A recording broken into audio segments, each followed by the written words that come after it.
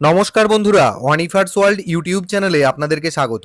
প্রাথমিক শিক্ষক নিয়োগে টোটাল মার্কস ব্রেকআপ নিয়ে একটা গেজেট ঘুরে বেড়াচ্ছে সোশ্যাল সাইটে, যেটা আজই পাবলিশ করা হয়েছে। এবং সেখানে বলা হচ্ছে 1 নম্বর পয়েন্টটাতে মেথড অফ রিক্রুটমেন্টে যে যে কম্পোনেন্টগুলি দেওয়া হয়েছে, 5টা কম্পোনেন্ট।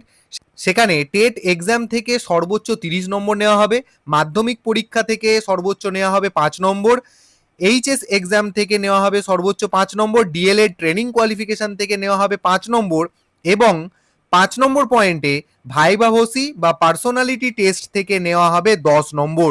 যে জায়গাটাতেই সবচেয়ে বেশি সন্দেহজনক লাগছে আমার, কারণ আমরা বিভিন্ন ক্ষেত্রে সরকারিভাবে মানে মৌখিকভাবে ঘোষণা করতে শুনেছি যে এই ইন্টারভিউ বা ভাইবা ভসি বা পার্সোনালিটি টেস্টের এর নাম্বার কমিয়ে নিয়ে আসা হবে 5 নম্বর।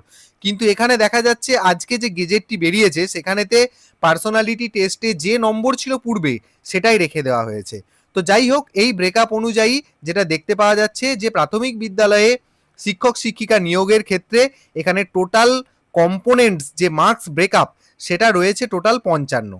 এবং নিচে 2 নম্বর পয়েন্টে যেটা বলা হচ্ছে যে এনসিটি প্রেসক্রাইব ফরম্যাট অনুযায়ী প্রত্যেক ক্যান্ডিডেটকে অবশ্যই মিনিমাম এডুকেশনাল কোয়ালিফিকেশন এবং প্রফেশনাল কোয়ালিফিকেশন থাকতে হবে।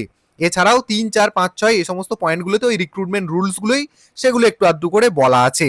এখন আমরা শেষ দিকে যেটা দেখতে পাচ্ছি, এখানে দেখুন ডেট দেওয়া আছে 26/5/2026, অর্থাৎ আজকেই এই গেজেট পাবলিশ করার কথা বলা হয়েছে। কিন্তু কোথাও না কোথাও যেন মনে হচ্ছে যে এই তথ্য কিন্তু সম্পূর্ণরূপে মিথ্যা।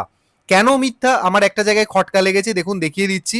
একদম গেজেটের ওপরের দিকে এখানে ইংরেজিতে ডেট তো আজকের দেওয়া আছে, কিন্তু বাংলার ডেটটা দেওয়া আছে দেখুন ফাল্গুন 28, 1937 সাল।